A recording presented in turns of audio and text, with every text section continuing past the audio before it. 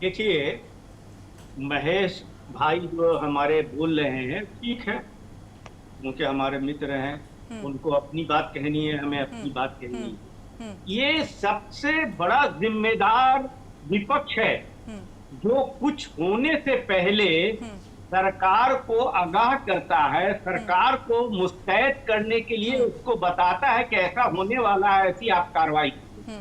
कीजिए। इसी तरह हम्म। जब कोरोना आ रहा था, हम्म। राहुल गांधी ने जब कहा था, तो हम्म। इन लोगों ने कितने मीम और पागल तक बताया था कि बेवकूफ है, ये है वो है। हम्म। और और कोरोना की कितनी बड़ी त्रासदी भारत को झेलना पड़ा, हम्म। ये आपने देखा। हम्म। हम्म। इसी तरह हम्म।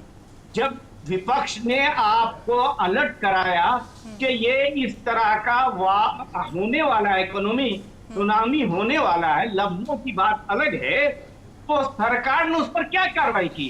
क्या विपक्ष के साथ संवेदनशीलता के साथ विचार विमर्श किया? क्या विपक्ष को कॉन्फिडेंस में लिया? जो आप कह रही हैं कि विपक्ष को क्या करना चाहिए, ये कहना कि राज्यों में कुछ ज्यादा है कुछ कम है, ये बड़ा डिबेट फर्क कर देगा। उसमें बहुत सी चीजें हैं जिनको बताना होगा। अब आप बताइए, एक अमेरिका का प्रेसिडेंट है जो हमें डिक्टेशन देता है कि आप रशिया से तेल नहीं खरीदेंगे, आप ईरान से तेल नहीं खरीदेंगे। अगर हम रशिया से इतने कम प्राइस पे खरीद रहे थे, ईरान से इतने प्राइस पर खरीद रहे थे, तो हम क्या वजह है कि अमेरिके के डिक्टेशन पर हमारा मुल्क चल रहा है? और हमारे मोदी जी 140 करोड़ आबादी के नेता हैं, वो सबके नेता हैं, भारतवर्ष के नेता हैं, लेकिन अमेरिका के सामने एक जुबान नहीं खुलती है। और हमारी इकोनॉमी का बंटावार हो रहा। कभी वो कहता है कि हम लगा देंगे, टैरिफ लगा देंगे, कभी 50% लगा देंगे, और हम चुप है और हम कुछ कर नहीं पा रहे हैं। इकोनॉमी की बंटाधार तो वहीं से हो रही है। चलिए ठीक और है उससे शकील पहले जी, आप हमारे जो साथ देखिए, मेरे पास बहुत कम समय है, हमारे साथ अमन जी भी लगातार जुड़े हुए हैं। अमन जी देखिए, सरकार लगातार ये कह रही है कि हम तैयार रहना होगा, लेकिन इससे निपटने के लिए सरकार की तैयारी क्या रही है? इसका जवाब सरकार क्यों नहीं दे पा रही है? बदले में सिर्फ आश्वासन क्यों है? नहीं नहीं, मैं इससे सहमत नहीं हूँ। देखिए, आश्वासन नहीं है। अगर आप ध्यान से देखें, ऑलरेडी स्टेप्स दिए गए थे। आप देखें, यूएस का एनर्जी सप्लाई को कंट्रोल करने का रीजन भारत को ऑलरेडी पता था, क्योंकि चाइना और भारत जहां से ग्रो कर रहे हैं, एनर्जी सप्लाई भारत और चाइना को चाहिए। एंड उसको मेंटेन सुप्रीमेसी करने के लिए पहले वेनेजुएला के ऊपर अटैक मारा जनवरी में, एंड फिर उसके बाद ये प्लान्ड एक्शन था ईरान के लिए, जो कि जनवरी एंड में होना था, जो कि बाद में फरवरी मिड में हुआ, एंड में हुआ।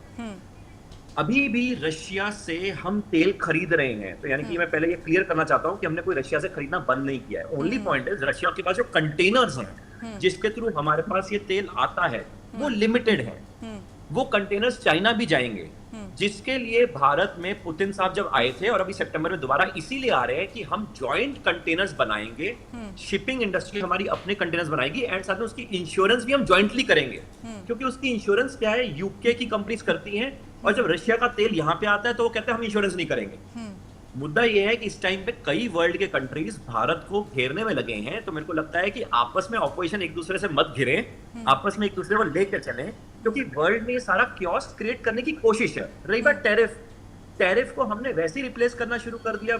हमने नीदरलैंड का डील करी, हमने यूरोप का डील करी, यूके हमसे वेट कर रहा है, ऑस्ट्रेलिया से डील करी, हमने वो सारा रिप्लेस तो वैसे ही कर दिया।